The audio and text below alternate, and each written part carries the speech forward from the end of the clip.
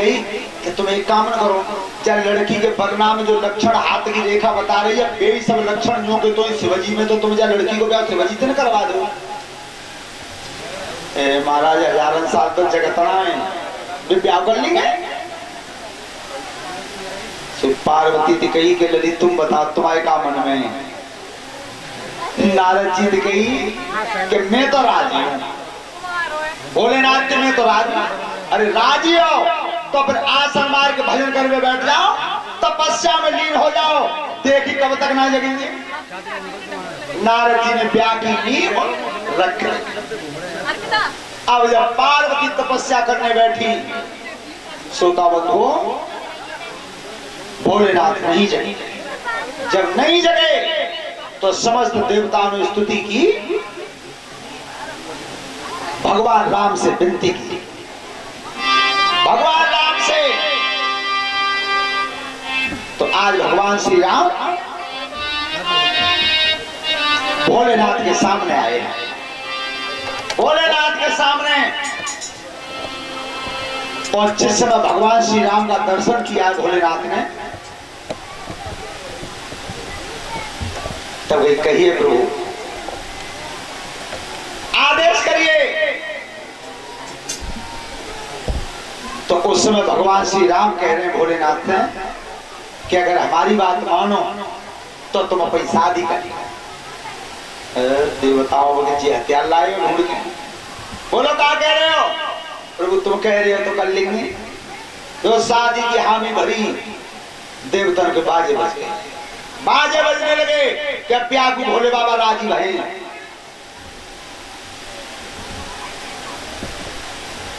श्रोता बंधु देवताओं ने सप्त ऋषियों को बुलाया और 7 ऋषियों से कहा कि जाकर के चलो देखो। अब जब वे 7 ऋषि आए पार्वती के पास, समाधि विलीन थी। लली किनको भजन कर रही हूं, क्या कर रही हूं? मैं भोलेनाथ को भजन कर रही हूं। क्यों? कि मैं उनसे शादी करूंगी। भोलेनाथ थे 7 ऋषि सप्तऋषि महात्मा व लड़की पक्को कर रहे हैं। कलशवारी बेटी खड़ी हो जाओ।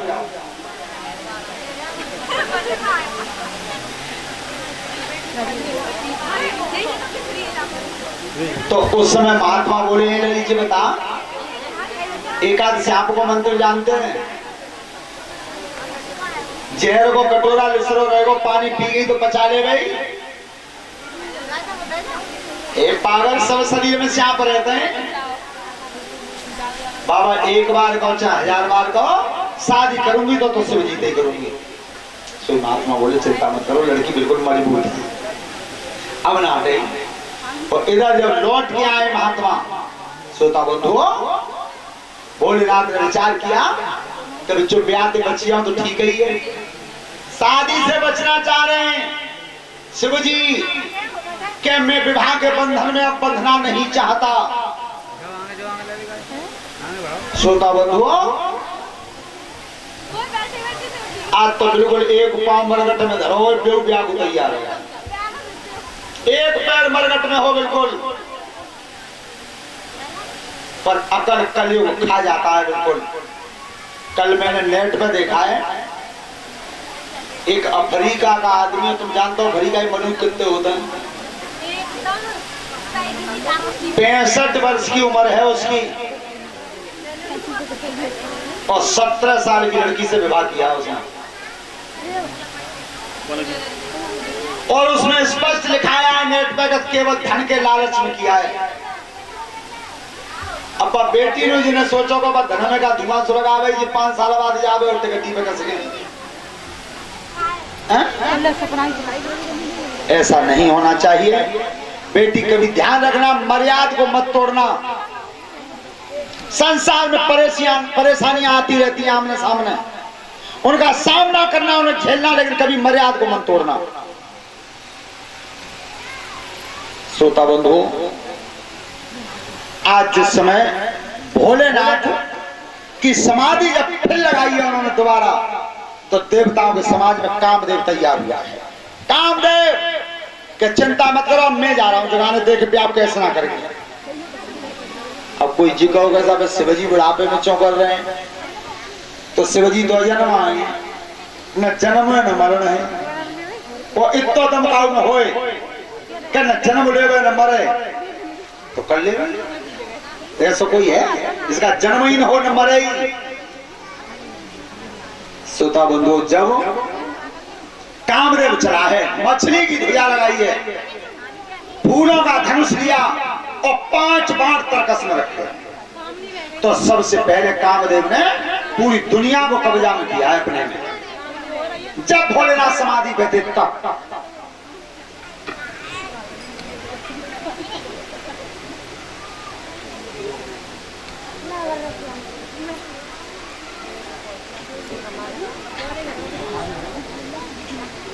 हेलो, ये अभ्यास पीठ के माध्यम से ये 1000 रुपए की माला हमारे नाम राशि है। पप्पू यादव जी चाचा श्री की तरफ से हमारा स्वागत हुआ है, सम्मान हुआ है। भगवान इन्हें मार्ग पहन के हमेशा बढ़ाता रहे। बोलिए गोविंद भगवान की। श्रोता बंधु, आज जिस समय कामदेव निकल के चला है, हालत क्या थी? अरे कामदेव को जोर बढ़ो सो कईवे नहीं आती है।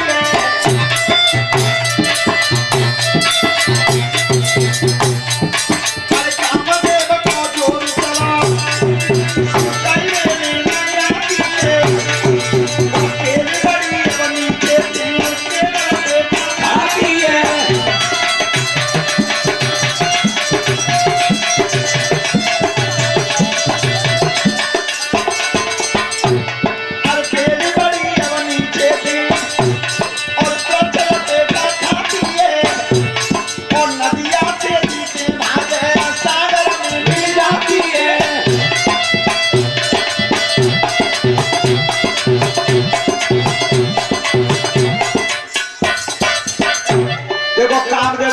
क्या हुआ, ध्यान से सुने सब।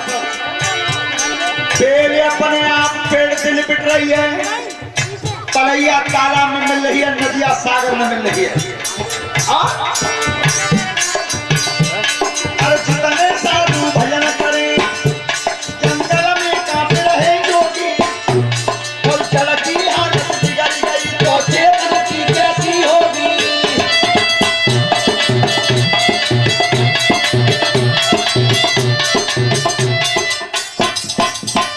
और हमारे यशपति महाराज जी ने 20-20 रुपए से हमारे शास्त्री मंडल को सम्मानित किया है। तुम्हें कहा मिलोगे नहीं? एक स्टॉल है, एक स्टॉल हमारी परस्पारी बेटियाओं को दिया है। परमात्मा सुख समृद्धि बढ़ाता रहे। कामदेव का विस्तार बढ़ रहा था दुनिया में, महात्मा संतों की समाधि टूट गई और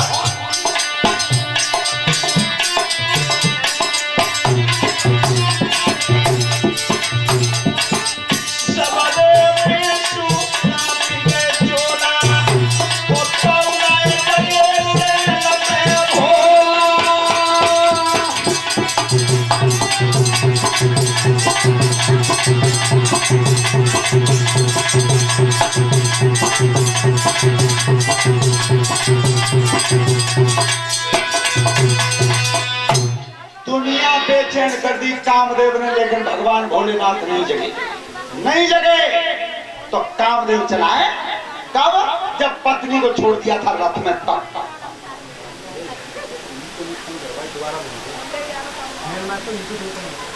श्रोता बंधु, जिस समय भोलेनाथ नहीं जगे वो कामदेव चला था धनुष बाण लेकर के, और जिस समय आसन में बैठे थे त्रिपुरारी भगवान, क्या लिखा गोस्वामी तुलसीदास जी ने? छोड़े विषम विष कयुर लागे,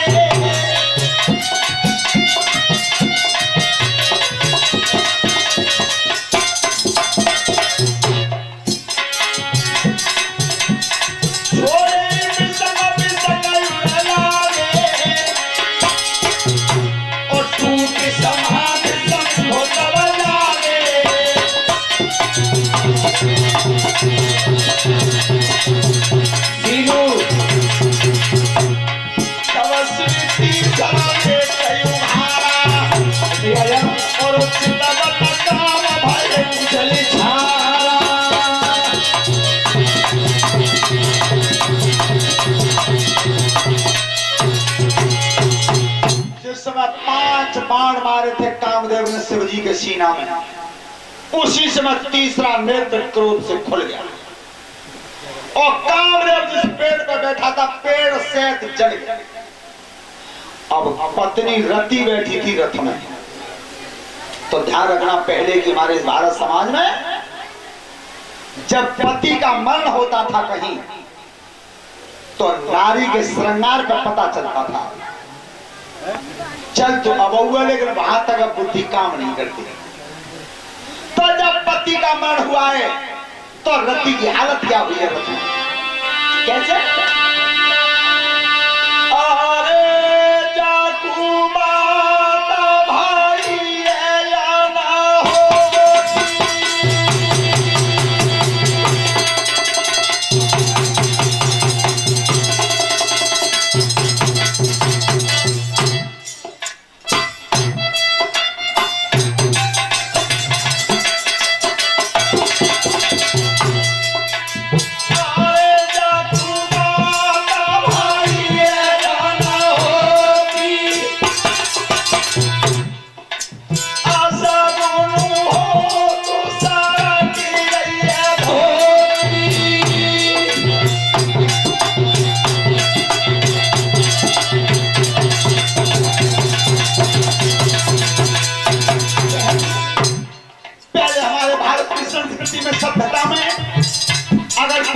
होता था तो हमारी माताओं की साड़ी अचानक सरक जाती थी पूरी, और शीश में जो साड़ी सरकती तो बेटी जानती कोई न कोई काम बिगड़ा हुआ।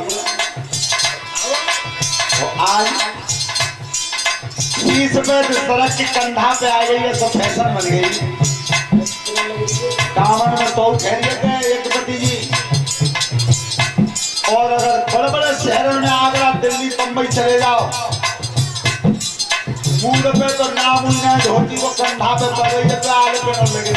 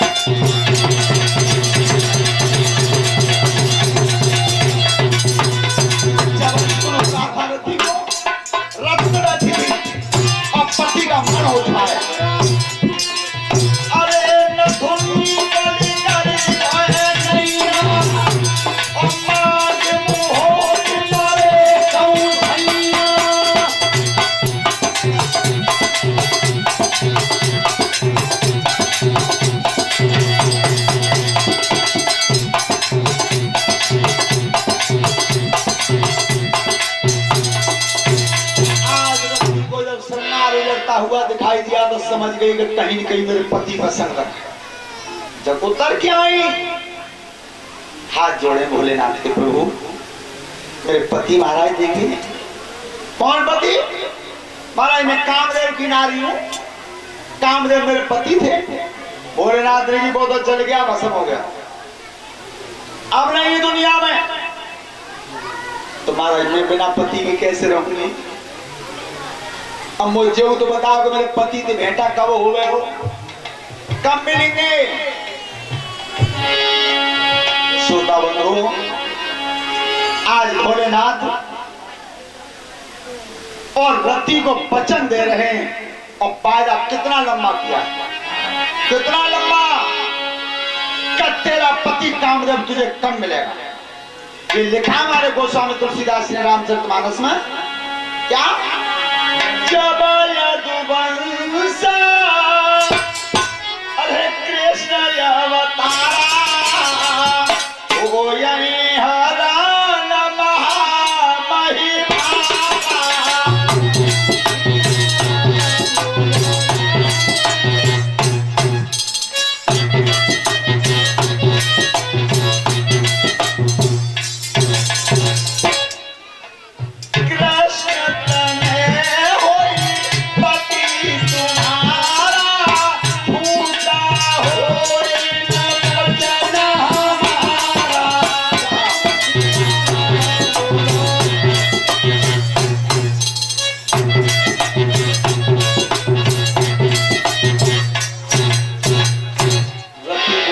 दिया कि तुम्हारा पति कम मिलेगा, सतयुग में मिलेगा नहीं, त्रेता में मिलेगा नहीं, अदृश्य रहेगा और द्वापर का अंत होने को होगा। उस समय कृष्ण का अवतार होगा, द्वारका में निवास करेंगे और उस समय कृष्ण के जो बेटा पैदा होगा वो तेरा पति कामदेव जाएगा। इतना लंबा वचन